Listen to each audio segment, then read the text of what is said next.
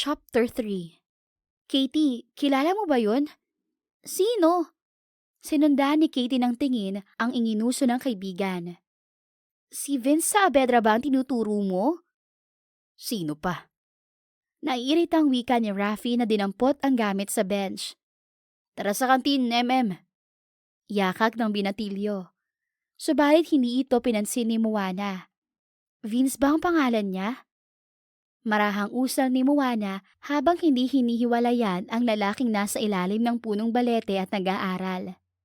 Drop dead gorgeous, Kat. Nakangiting dugtong niya. Masama ang loob na sinulyapan ni Raffy si Katie bago iniwan ang dalawang dalagita. Nagsisimpat siyang sinundan ng tanaw ni Katie si Raffy. Hey Kat, narinig mo ba ako? He's devastating. Walang duda. Pabuntong hininga nitong sang-ayon, pero ang mga mata ay nakasunod kay Raffy. Crush ng bayan yan, kaya lang istrikto. One-woman man. A mocking eyebrow rose. Oh? Meron ba nun? Ibinalik ni Katie ang tingin sa kanya. Hindi ko ibig sabihing faithful siya sa iisang babae. Wrong choice of words. Ibig sabihin, hindi nag-girlfriend ng sabay-sabay. Hindi ka mukha ng ibang lalaki riyan. Who's the latest? Patuloy niyang usisa. Si Veron, Muse ng English Department. Bakit ba? Huwag mong sabihing crush mo rin si Vince. What if? Umikot ang mga mata ni Katie. Hindi ka papatulan yan. Isa pa, totoong gorgeous, pero mamang-mama na si Vince kumpara sa atin. Umingos siya. Akala mo lang yun. Basta, magpapapansin ako. Ayan ka na naman, MM. Babalaan ni Katie. Kaya hindi mo makasundo ang ibang mga classmates at kaibigan natin dahil nag-i-image playgirl ka eh. Nawala ang atensyon niya kay Vince sa sinabi ng kaibigan. Nagbuntong hininga. Dahil ba dun kaya aloof sa akin ang mga ibang girls, Kat? Matagal bago sumagot si Katie.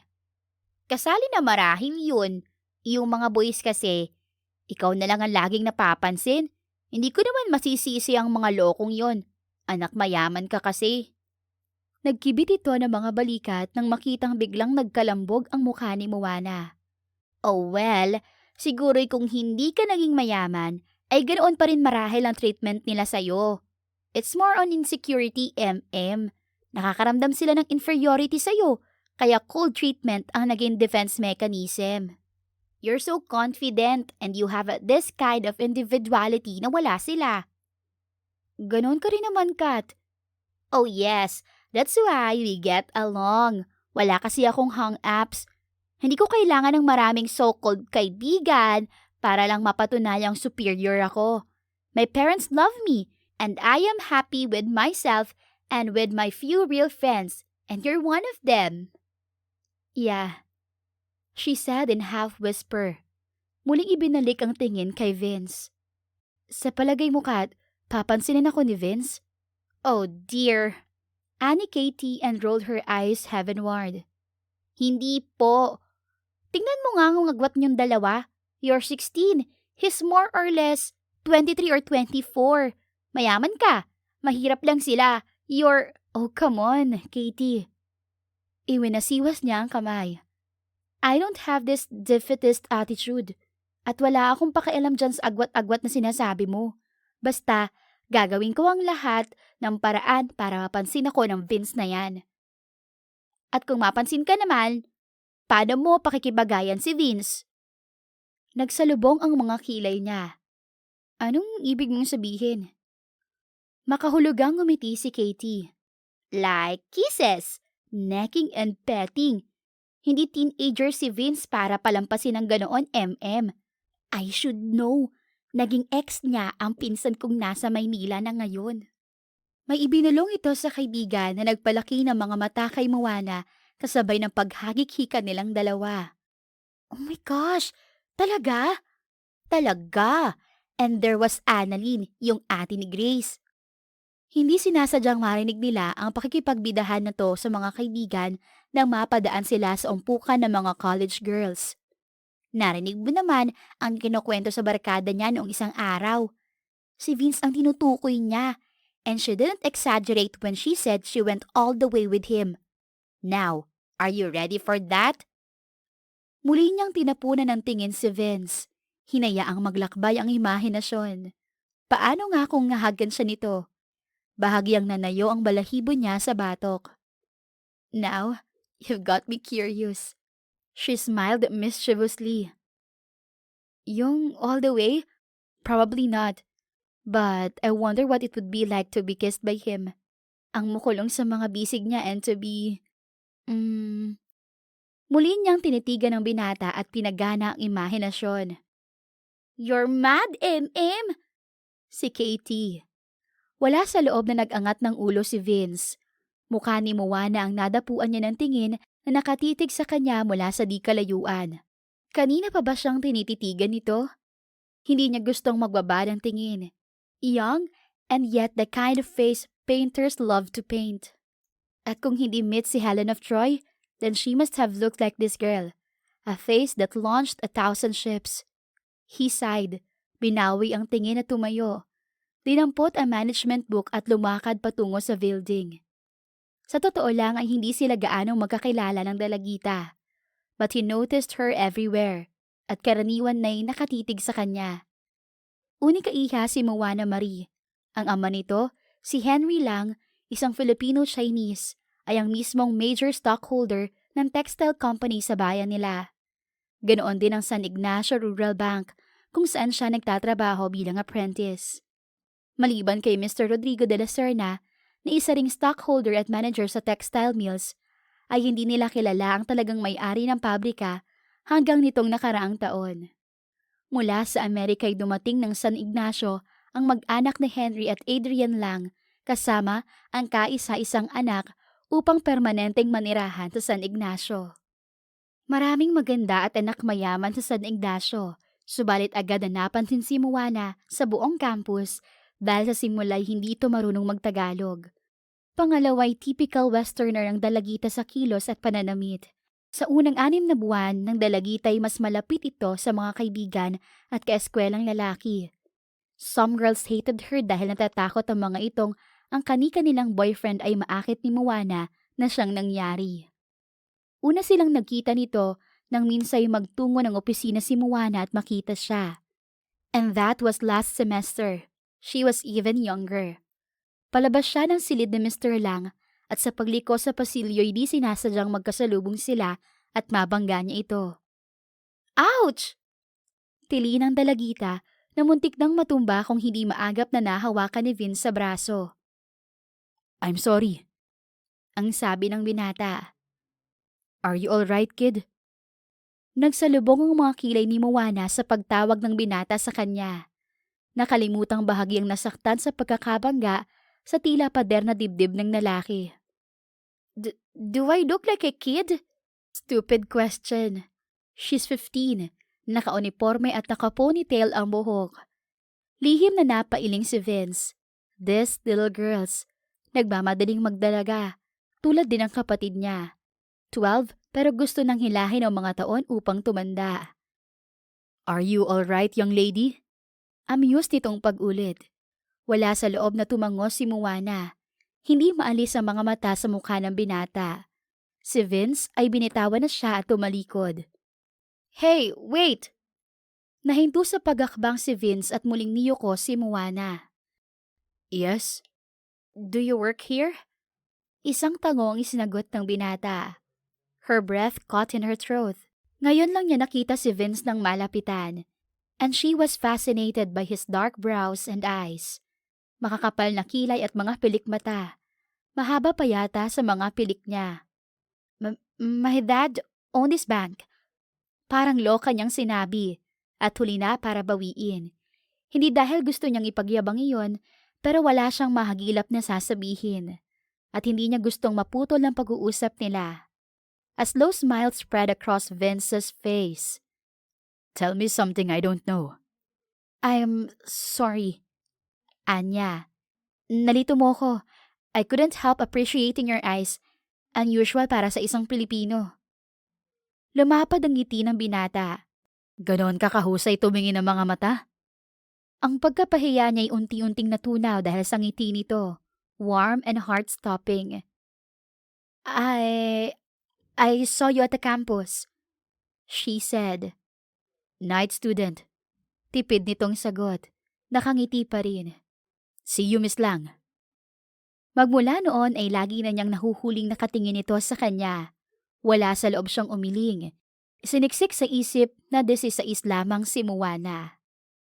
Nang aagaw na ang dilim at liwanag at pauwi na siya galing sa eskwela, kasama ang girlfriend na si Veron at isa pang barkada na si Joey.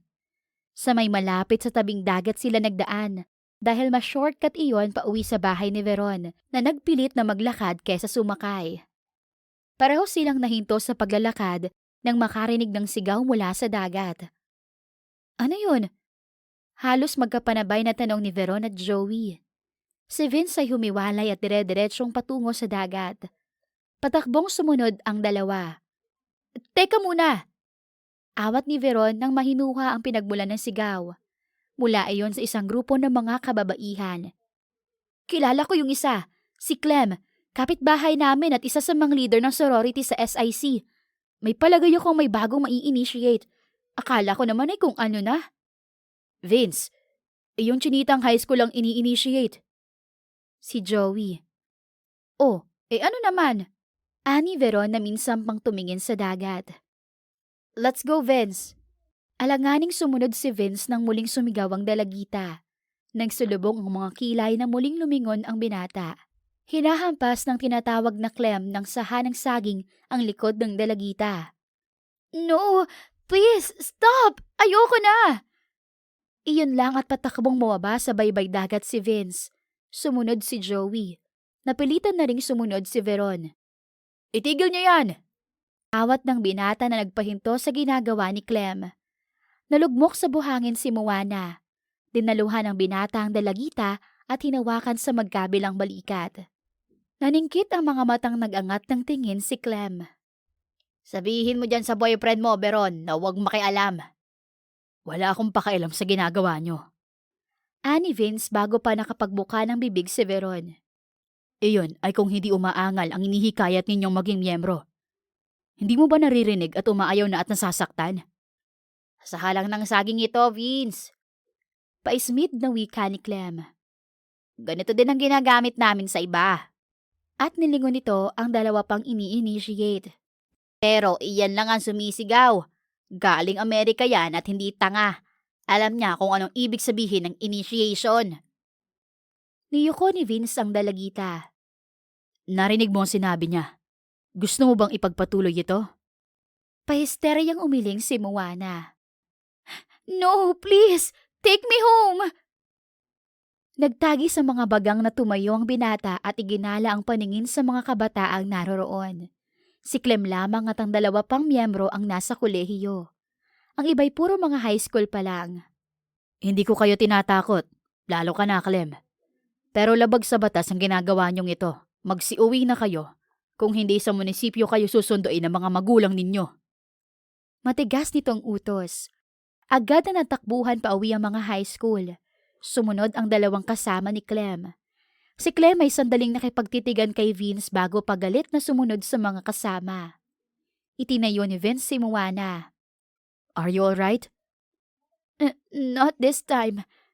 Sagot niya, wincing in pain. Vince, ano ba? Si Veron. Iniwan na siya ng mga kasama niya at kaya na niyang umuwi. Tara na! Nagangat ng paningin si Vince. Joey, ihatid mo na si Veron. Ihatid ko sa kanila si Miss Lang.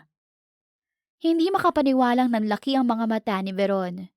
Gusto sanang magprotesta pero nakita na nito ang determinasyon sa mukha ni Vince. Padabog itong lumayo mula sa baybayin. Humabol si Joey. Can you walk? Banayan nitong tanong habang inalalayan siya sa paglalakad. Isang tango ang isinagot ni Moana. How could you be so stupid to mess up with them? She winced. Mula sa sakit ng likod sanhi ng malakas na palo ng saha ng saging at sa salita ni Vince. I don't know. Sinikap niyang pigilin ang pagkikbi. Perhaps I'd like them to like me. She was so nice, and her brother is my father's employee in the factory. I don't understand. Yung dalawang kasama ko ay hindi sumigaw na parang hindi nasaktan. Isang buntong hininga ang pinakawalan ni Vince. Do you really want to know why? Huminto sa paglalakad si Moana at tumingala dito. Why? Nalilitong tanong niya. Mamili ka sa dalawang dahilan. That was the first time somebody hit you, at hindi ka sanay roon at mas manipis ang balat mo. O mas matindi ang pagpalong ginawa sa ni Clem out of revenge. Revenge? Nagtatanong ang mga matang tumingin siya dito. Ang huli naging boyfriend mo'y boyfriend niya. Matabang nitong sinabi at muli siyang inakay palakad. Oh, sa bahay na muna ng mga magulang ni Vince tumuloy ang dalawa upang kuhanin ng binata ang owner jeep ng ama. Iginala ni Moana ang paningin sa kabahayan. Makintab at malinis ang sahig na nara. Antigong nara ang sofa na may sulihiyang uway sa gitna. Uncluttered.